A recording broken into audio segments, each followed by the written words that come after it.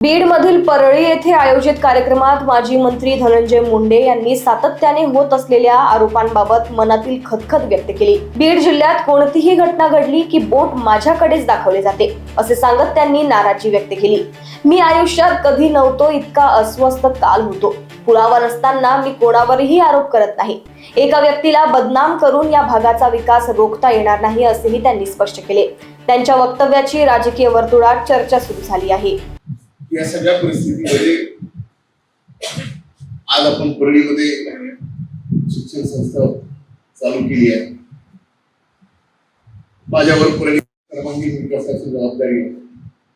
आता आमदार म्हणून परळीत येणारे जाणारे सगळे रस्ते अतिशय चांगले केले। परळी शहरात आपण चांगली कामं करतो। मला ना आता एवढे चांगले रस्ते केले बघा, परळीपासून निघाले बिडाकडे रस्ते एवढे चांगले केले, पांगरीपर्यंत 72 गतिरोधक लावलं रस्ता केला। इकडून बेलंगापर्यंत जाईपर्यंत कोथळी बेलंगापर्यंत 30-32 आहे। म्हणजे मी जाता येता मोजायचं कामच। हा सुद्धा एक मानसिक बदल। ज्यावेळेस विकास पाहिजे असतो, प्रगती पाहिजे असते, त्या प्रगतीला ज्यावेळेस गती पाहिजे असते, ती गती पुन्हा आपण गतिरोधक वाढवतो। ही मानसिकता बदलणं सुद्धा आज गरजेचं आहे। प्रत्येकाला वाटतं की आपल्या ह्याच्यात अनेक चांगल्या गोष्टी आहेत। आज तुम्ही बघा ऍग्रिकल्चर कॉलेज, मी आज कृषी मंत्री झालो, ऍग्रिकल्चर कॉलेज आणलं। काही पशुसंवर्धन मंत्री झाला, त्यांनी पशुसंवर्धन कॉलेज आणलं। ऍग्रिकल्चर कॉलेजचं आता काम बऱ्यापैकी वर आले, त्यावेळेस तुमच्या लक्षात येईल वर जाऊन की देशातलं सर्वात चांगल्या लोकेशनचं ऍग्रिकल्चर कॉलेज हे आपल्या परळीत आणि तेवढ्या उंचीच्या डोंगरावर ऍग्रिकल्चर कॉलेजचे जेवढे शेतीचे प्रयोग आहेत ते आपण काळ्या जमिनीत करतो, तेवढ्या उंचीच्या डोंगरावर मामा आपण त्या ठिकाणी शेती करणार आहोत। पण त्यावर agriculture engineering, agri food tech आणि ऍग्रिकल्चर हे 3 कॉलेज। तसंच पशुसंवर्धन ही प्रगती आहे। यातून अनेक विद्यार्थी येणार आहेत, या विद्यार्थ्यांचे इतर राहणं येणं जाणार आहे, त्यांची फिरणं होणार आहे। त्यात इतकी आर्थिक परिस्थिती सुद्धा बदलणार। पण काही आर्थिक परिस्थिती बदलण्यासाठी फक्त एक व्यक्तीला बदनाम करून एका गावाची प्रगती कितीही विकास होऊ शकतो, थांबू शकतो। माझ्यासारख्याला तर मी काल माझ्या जीवनात एवढा कधीच अस्वस्थ झालो नव्हतो, तेवढा कधीच। या बीड जिल्ह्यामध्ये कुठलीही घटना घडली, कुठलाही खडा पडला, माझ्या पावती माझ्या नावावर आहेच, माझ्या विरोधात भाषण आहेच। मी म्हणलं गेलंय तरी झालंय कुठं, कुणाचं झालंय, तो कोणत्या जातीचा, तो कोणत्या जातीचा, घेणं नाही वाजवा झाला। ठीक आहे, त्या गोष्टीला आपल्याला परिणाम होत नाही। ते संघर्षाचं जीवन मी जगलंय। असंख्य आरोप घेईल, असंख्य आरोप करल, यावेळेस करल। मी कधीच हातात खरा कागद घेतल्याशिवाय कोणावर आरोप केला ना। मला आज करायचं नाही, मला काही एक शेवट बोलायचं।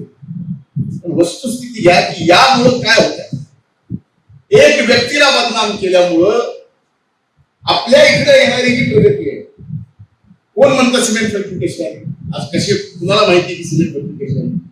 सिमेंट फॅक्टरीची जमीन पासून सिमेंट फॅक्टरीला द्या, माझ्याकडे असलेलं राखेचं टेंडर पूर्ण फुकट 1 रुपयाने घेता त्यांना दिलं, त्यावेळेस ती सिमेंट फॅक्टरी।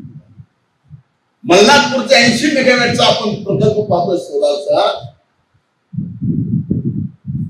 तिथं 200 एकर जमीन खानदानी द्राक्षासाठी घेतलेली होती, 75 एकर प्लॅट घेतली।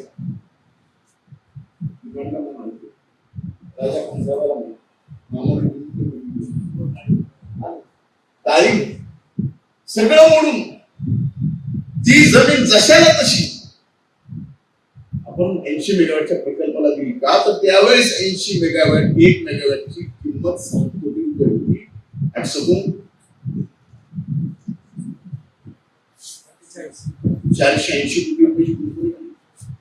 सिमेंट मध्ये त्यावेळेस 350 कोटी रुपयाची गुंतवणूक आली. आता आपण सिमेंट फॅक्टरी वाढवताना बिर्लाकडे गेली, त्यांनी बिर्लाने घेतली. मी ट्राय पार्टीमध्ये आता सुद्धा जर मी या सगळ्या व्यवस्था दिल्या तुम्ही किंमत आपली केली अग्रीमेंट होताना म्हटलं या कंपनीची प्रकल्पाची कॅपॅसिटी दुप्पट केल्या तरच, नाहीतर आमची रिझर्वेशन. त्यांनी 600 कोटी रुपये आणखी गुंतवणूक करायचं ठरलं आणि आज दुप्पट क्षमतेचं काम त्या ठिकाणी घेतलं.